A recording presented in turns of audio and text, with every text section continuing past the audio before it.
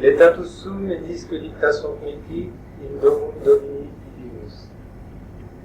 Je me suis réjoui lorsque l'on m'a dit, nous irons ensemble dans la maison du Seigneur. Au nom du Père et du Fils et du Saint-Esprit, ainsi soit-il. Il y a bientôt, peut-être un peu plus d'un mois, nous avons parlé de la charité à partir de ce chapitre si extraordinaire, le chapitre 12 de la première épître aux Corinthiens, qui nous montre comment la charité est le bien principal et au-dessus de tout, et que sans lui, rien ne vaut. Mais nous n'avons pas défini la charité elle-même. Nous avons montré sa supériorité sur tout le reste. Nous l'avons simplement définie d'une manière très générale, comme l'état de grâce, mais sans rentrer plus dans le détail. Et c'est ce que nous nous proposons de faire maintenant. Étant donné que la charité est un amour surnaturel, il convient, pour parler de la charité, de parler d'abord de l'amour. Et cela sur le plan naturel d'abord. Qu'est-ce que l'amour? Si l'on s'en tient à ce que pensent beaucoup de gens, et plus encore les femmes que les hommes, on prend l'amour très souvent pour les sentiments affectueux que l'on a envers quelqu'un. Or, c'est prendre ici l'amour pour un effet de l'amour. Un des effets certes principaux de l'amour, mais un effet seulement. Et encore, un effet de celle des deux sortes d'amour qui est la moins noble des deux.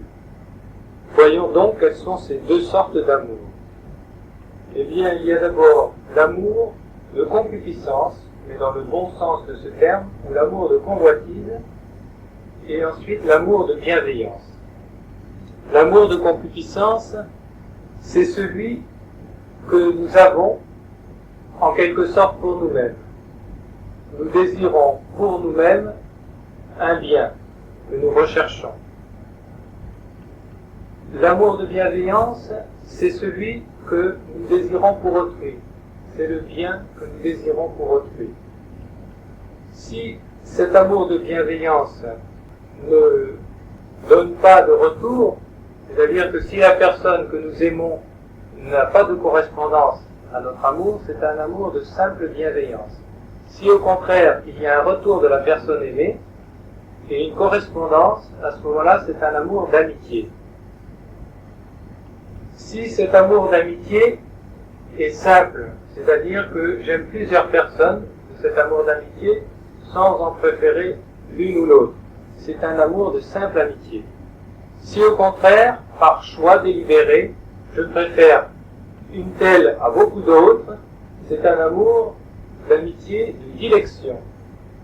Et si, parmi ces amours de dilection, j'aime quelqu'un souverainement, d'une manière absolue et sans égale, c'est un amour de souveraine dilection. Et cet amour de souveraine dilection, ou de dilection absolue, n'est dû qu'à Dieu seul. Et ceci, même sur le plan naturel. Pourquoi cela? Eh bien, avant de l'expliquer, il me faut donner la définition de l'amour. L'amour, c'est vouloir le bien. Si l'on veut son bien propre, c'est l'amour de concupiscence ou de convoitise. Si l'on veut le bien de celui que l'on aime, c'est l'amour de bienveillance.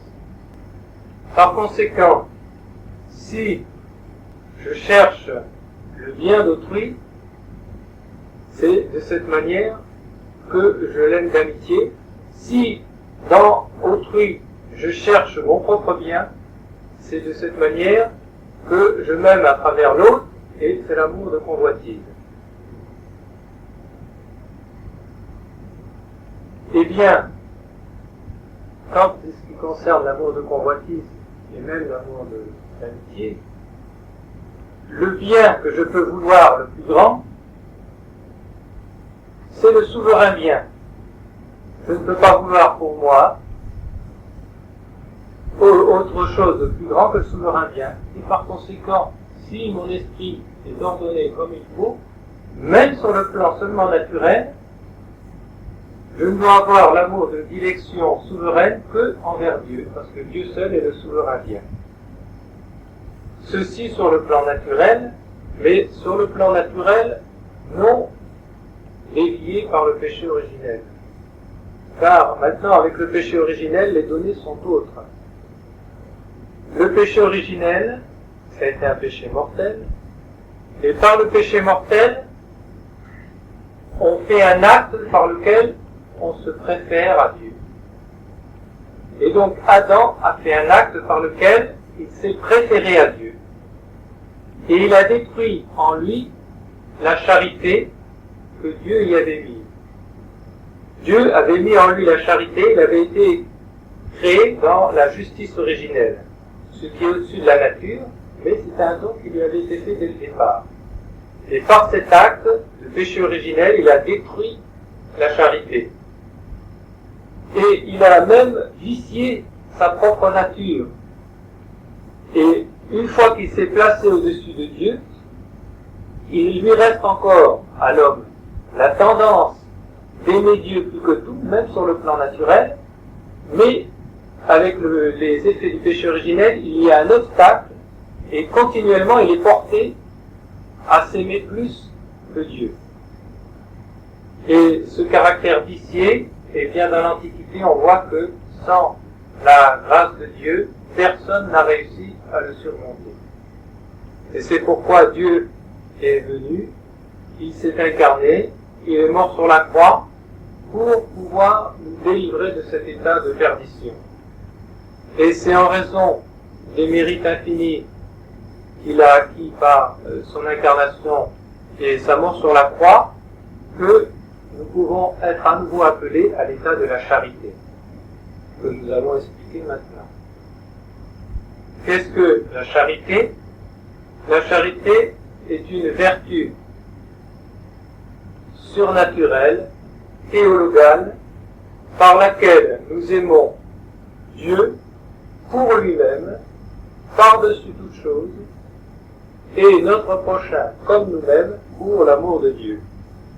Il va nous falloir, pour bien comprendre la charité et pour bien en pénétrer toute la richesse, définir chacun des termes, ou plus exactement préciser et développer chacun des termes de cette définition. La charité est une vertu. Une vertu, ça veut dire une force, virtus en latin.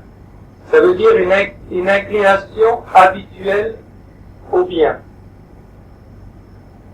Surnaturelle, parce qu'elle dépasse, comme on l'a vu, les forces de notre propre nature, et parce qu'elle aussi, elle surélève notre propre nature. Théologale, parce que elle se porte envers Dieu. Et elle se porte envers Dieu, non seulement dans sa première partie, tu aimeras le Seigneur ton Dieu plus que tout, mais aussi dans sa seconde partie, tu aimeras ton prochain comme toi-même. Nous allons le voir en analysant simplement les termes. Donc, vertu surnaturelle, théologale, qui a Dieu pour objet, et dans sa première partie, et dans sa deuxième partie, et dans le premier commandement de Dieu, et dans le second qui lui est semblable. Qui nous fait aimer. Alors il faut reprendre ce que nous avons dit au début sur l'amour, c'est-à-dire qu'il nous fait vouloir le bien. Vouloir le bien de Dieu, puisqu'il s'agit d'une vertu qui nous porte à vouloir Dieu. Et qu'est-ce qui me le dit encore? C'est la suite de la définition. Par lequel nous aimons Dieu. Donc si nous aimons Dieu, par la charité, nous n'aimons pas autre personne que Dieu. Nous ne nous aimons pas nous. Nous aimons Dieu, par lequel nous aimons Dieu. Pour lui-même. Si nous aimons Dieu pour lui-même, c'est-à-dire pas pour nous, ni pour quiconque d'autre, mais pour lui-même. Par lequel nous aimons Dieu pour lui-même, plus que tout. plus que tout, ça veut dire plus que tout ce qui est créé, mais ça veut dire aussi plus que tout ce qui n'est pas nous-mêmes, mais aussi plus que nous-mêmes. Plus que tout, c'est plus que tout, y compris plus que nous-mêmes. Voilà donc le premier commandement. Notre Seigneur nous l'a dit, est le plus grand commandement. Tu aimeras le Seigneur ton Dieu plus que tout pour lui-même.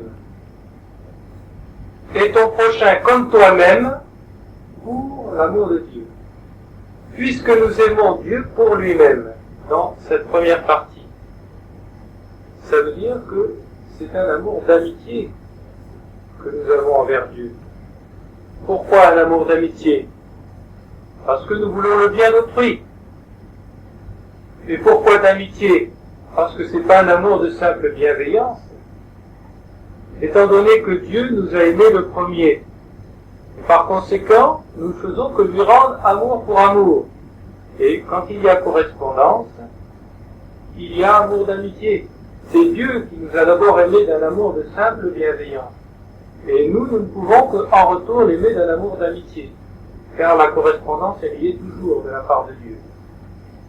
Donc, nous devons d'abord aimer Dieu d'un amour d'amitié. Mais nous devons aimer aussi, pour l'amour de Dieu, le prochain comme nous-mêmes. Si nous devons aimer le prochain comme nous-mêmes, c'est que d'abord nous devons nous aimer nous-mêmes.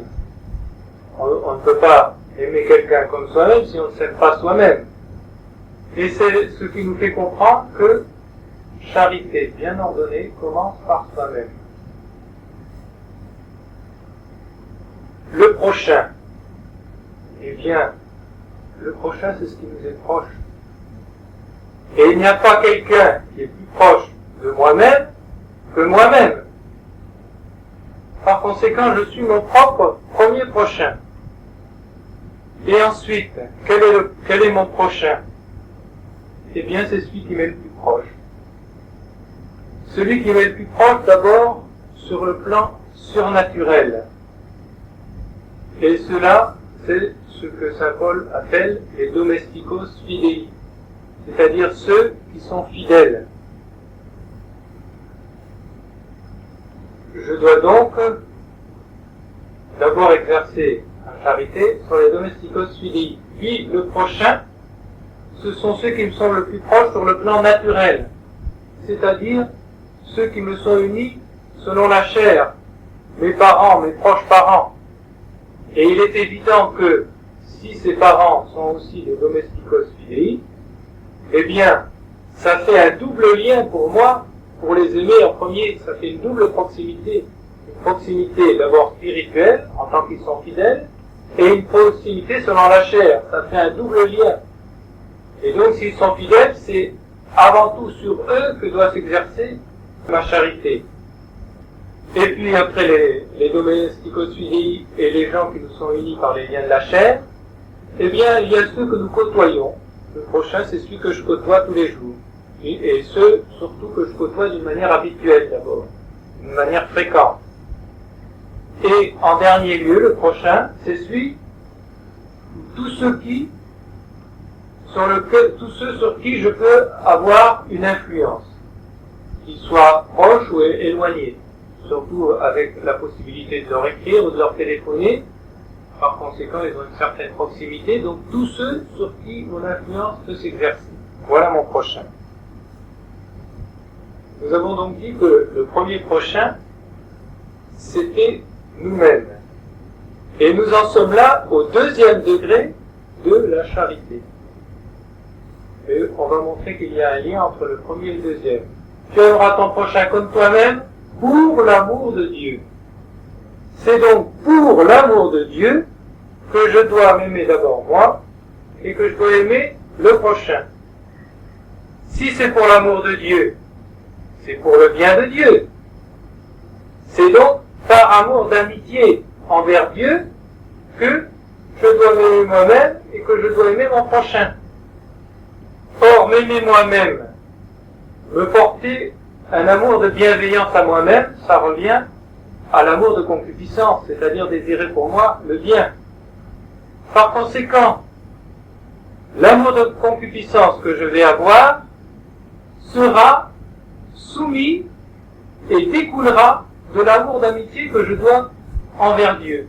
Il n'y a donc aucune contradiction entre l'amour de convoitise que j'ai pour moi-même et l'amour d'amitié que j'ai envers Dieu. Au contraire, l'un, le premier, est la source de l'autre.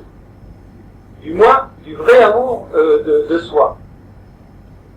Et cet amour de convoitise, c'est-à-dire de mon propre bien, il va s'exercer d'abord sur quoi? Eh bien, il va s'exercer d'abord vis-à-vis de Dieu. C'est-à-dire qu'après avoir aimé Dieu pour le bien de Dieu, je vais aimer Dieu pour mon propre bien. Je dois aimer Dieu en lui-même. Or, Dieu est le souverain bien. Par conséquent, puisqu'il est le souverain bien, je dois l'aimer en tant que souverain bien. C'est un de ses principaux attributs d'être le souverain bien. Il est la souveraine bonté, la souveraine justice, il est la souveraine vérité, mais il est aussi le souverain bien. Et donc en l'aimant pas en lui-même, je dois l'aimer en tant que souverain bien. Et on voit encore plus le lien qu'il y a entre l'amour d'amitié que je porte envers Dieu et l'amour de convoitise que je porte pour moi-même en aimant Dieu plus que tout. Il y a un lien très profond. Donc vis-à-vis de moi, je dois d'abord aimer le souverain bien, qui est Dieu, et donc je dois désirer être uni à ce souverain bien. Je dois désirer l'avoir pour moi. Et il n'est donc pas contraire à la charité, que l'on dit parfaite, mais qui est toujours parfaite. Il n'y a pas de charité imparfaite, du moins pas en ce qui concerne la charité proprement dite. Eh bien, il fait partie de cette charité de craindre, pour moi, la perte de ce souverain bien. Et donc la crainte de l'enfer en fait partie, du moment qu'elle est soumise à l'amour de Dieu plus que tout. Et de même, le désir de le posséder éternellement au ciel fait partie également, est intégré dans la charité d'amitié que j'ai envers Dieu. Et puis ensuite, eh bien, vis-à-vis du prochain, je vais devoir exercer cette charité. Mais comme le prochain, charité bien ordonnée commence par soi-même, c'est d'abord moi-même, je vais devoir commencer, à l'inverse que pour Dieu, je dois commencer par l'amour d'amitié, et seulement après par l'amour de convoitise, dans cet ordre. En ce qui me concerne, je dois commencer par l'amour de convoitise, puisque je dois me faire passer avant le reste du prochain. C'est-à-dire que, dans le prochain, je vais d'abord rechercher mon propre bien. Mais attention, on en est au niveau de la charité. L'amour surnaturel, c'est donc mon bien surnaturel, spirituel, que je vais rechercher dans le prochain.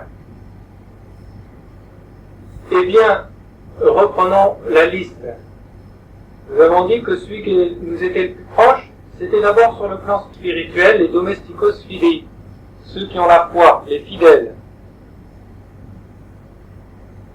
Eh bien, à ce niveau-là, c'est pas la proximité du prochain à mon égard qui va être le plus important, puisque c'est sous cette optique-là d'abord, c'est d'abord mon propre bien spirituel que je cherche.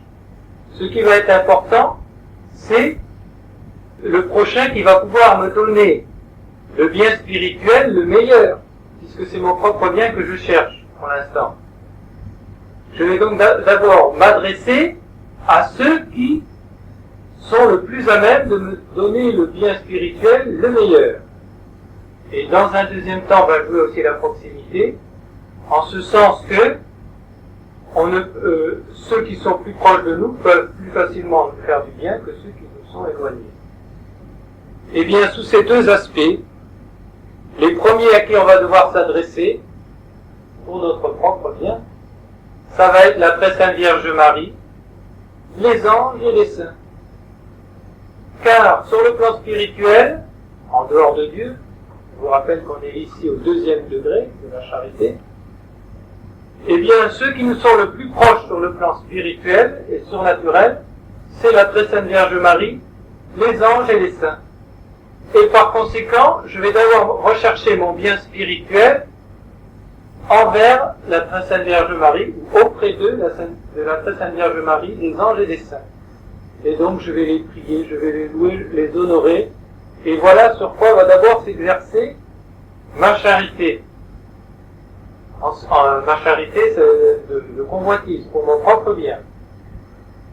Et puis après, eh bien, elle s'exercera sur ceux qui sont, ici-bas, le plus à même de me faire du bien spirituellement.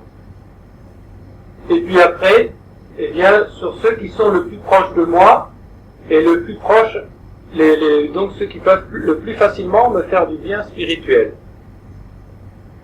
Et puis, ainsi de suite dans la hiérarchie du prochain. Et si j'ai autour de moi des gens qui ne peuvent pas me faire du bien spirituel, comment va s'exercer mon amour de convoitise envers eux, c'est-à-dire la recherche de mon propre bien vis-à-vis d'eux? Eh bien, au moins, à me garder du mal qu'ils pourraient me faire, de l'obstacle qu'ils pourraient mettre à mon bien spirituel. Et autant qu'eux, ils seront un obstacle, autant je m'écarterai d'eux, à mon propre bien spirituel.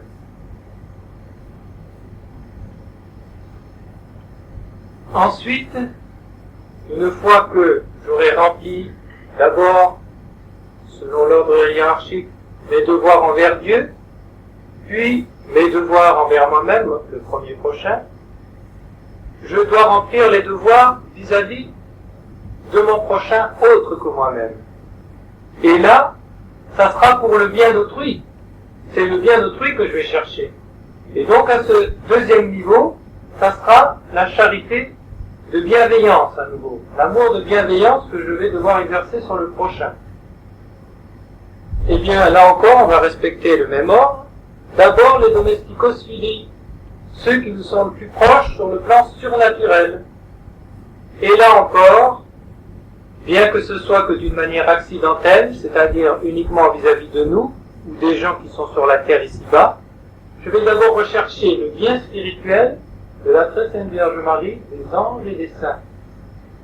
Non pas que je puisse leur apporter quelque chose d'essentiel, puisqu'ils ont tout ce qu'il faut au ciel, mais en tant que, en les louant, en les honorant, en les servant, et en les faisant connaître, je peux augmenter leur bien accidentel, leur gloire accidentelle.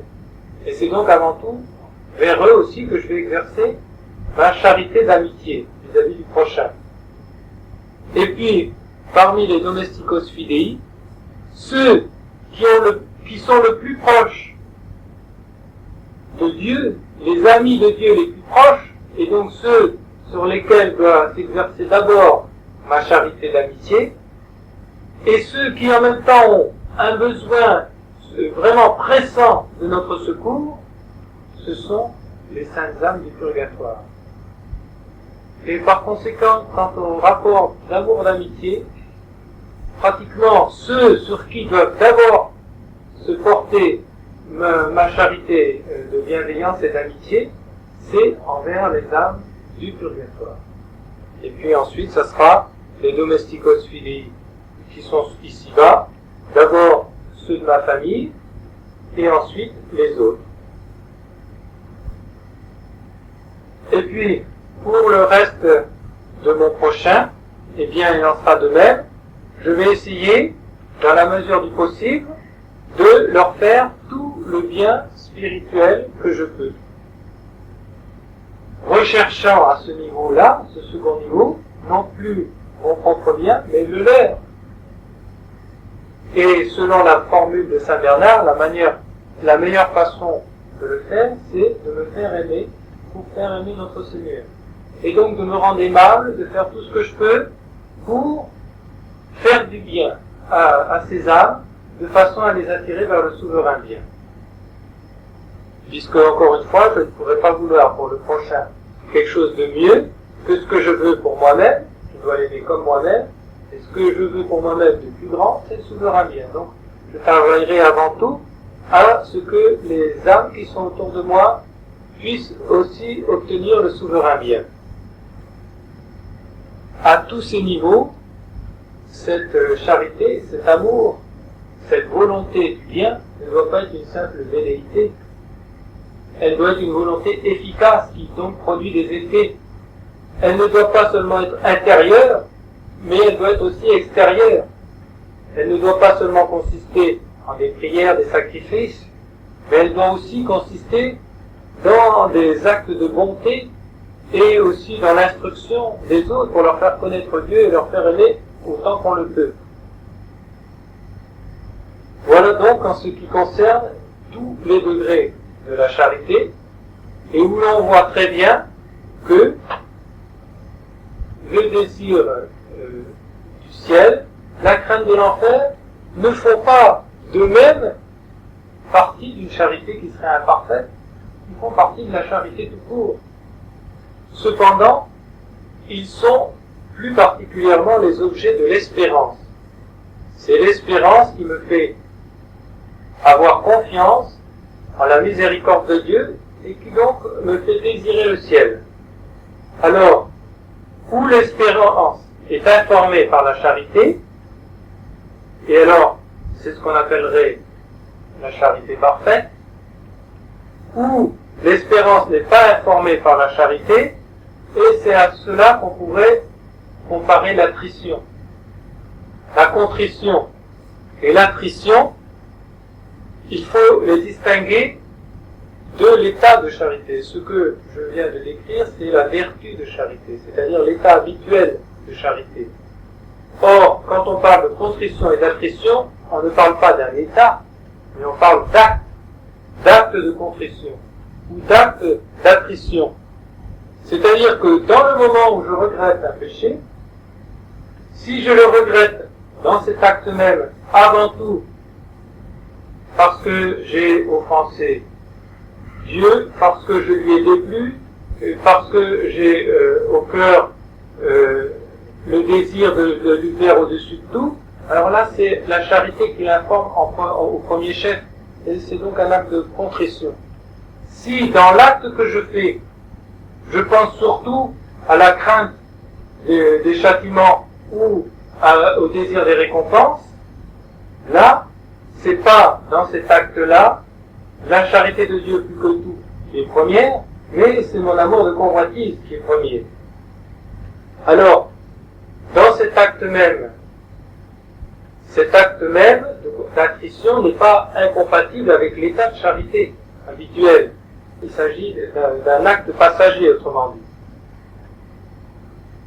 D'autre part, d'une manière habituelle, la charité consiste à avoir une habitation de toute la très sainte Trinité en notre âme, et tout particulièrement du Saint-Esprit.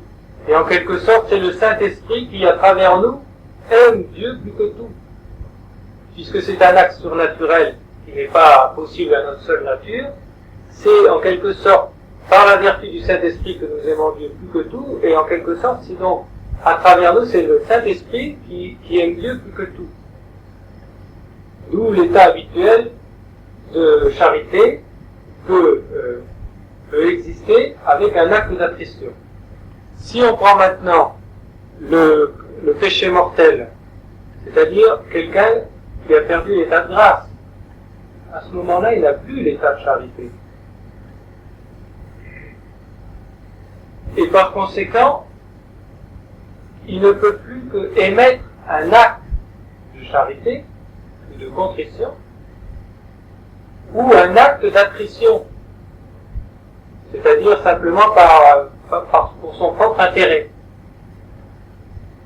Mais, d'une manière ou d'une autre, cet acte de contrition qui est proprement rattaché à la charité, et cet acte d'attrition qui est proprement rattaché à l'espérance, étant donné que ce sont là deux choses surnaturelles, la charité et l'espérance, ça implique une grâce surnaturelle.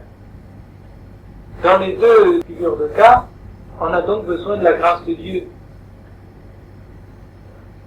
Quand on est en état de péché mortel, l'attrition ne suffit que si elle est jointe au sacrement, soit au sacrement de baptême, si on est encore que catéchumène, soit au sacrement de pénitence. Tandis que seule la contrition nous permet d'être déjà pardonné, de retrouver l'état de grâce en dehors du sacrement. Et ceci, pour terminer, nous montre bien qu'on ne peut pas être sauvé sans avoir la charité, ce qu'on appelle la charité parfaite, mais c'est ce qui est seulement la charité proprement dite, parce que même celui qui n'a qu'une simple attrition, s'il n'a pas le sacrement, il n'est pas sauvé. Pourquoi? Parce qu'il il a à la rigueur l'espérance, mais il n'a pas la charité. Donc il ne peut pas être sauvé. Ce qui prouve que sans la charité, il ne peut pas être sauvé. Oui, mais s'il a le sacrement, il peut être sauvé par la simple attrition.